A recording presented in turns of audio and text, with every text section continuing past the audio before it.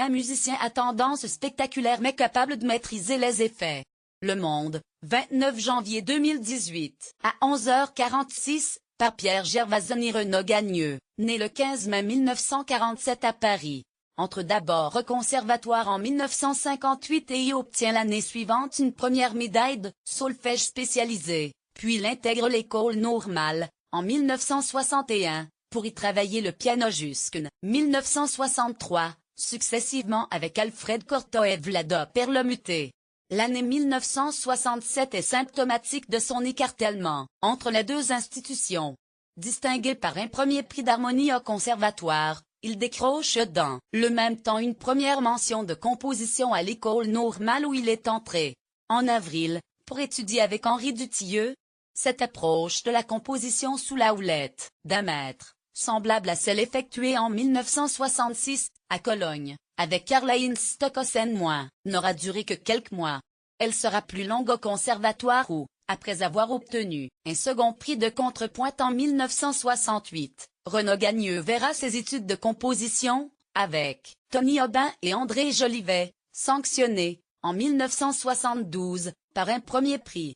Bien qu'il soit engagé, depuis 1970, dans la vie professionnelle, tant comme professeur de musique dans l'enseignement secondaire, que comme titulaire du carillon de l'église Saint-Germain-l'Auxerrois, à Paris, Renaud Gagneux poursuit sa formation de compositeur, à partir de janvier 1972, dans la classe d'électroacoustique dirigée par Pierre Chaffé au conservatoire.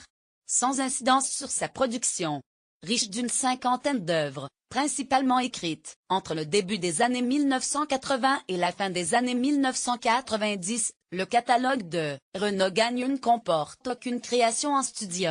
En dehors d'une expérience remarquée à l'Opéra Orphée, 1985, et de quelques solos instrumentaux, la plupart des œuvres mobilisent un effectif orchestral, avec, notamment, une demi-douzaine de concertos dont un triptyque, destiné, en 1993, au violoncelliste Mstislav Rostropovitch, ou chambriste. Sens de l'effet. La première orientation est, entre autres, illustrée par une messe, 1980, bien dans la nature de ce musicien qui en vient à zigzaguer entre les expressions comme il l'a fait entre les institutions. Du Pige Soud, Gabriel Fauré à la sonnerie du carillon de Genève, d'un choral de Bach aux percussions, utilisé dans certaines cérémonies japonaises, nombreux sont les emprunts. Le résultat est pourtant personnel, à l'instar d'un dièse reconstruit, à contre-courant de la tradition de l'effroi, sur un balancement, onirique pour ne pas dire souriant. Un compositeur instinctif et habile qui sut, le plus souvent, se garder d'un excès de facilité séduit par la qualité poétique et dramatique de son jeune élève. Henri Dutilleux avait noté, en 1961, que Renaud Gagneux possédait le sens de l'effet, ajoutant entre parenthèses, presque un peu trop.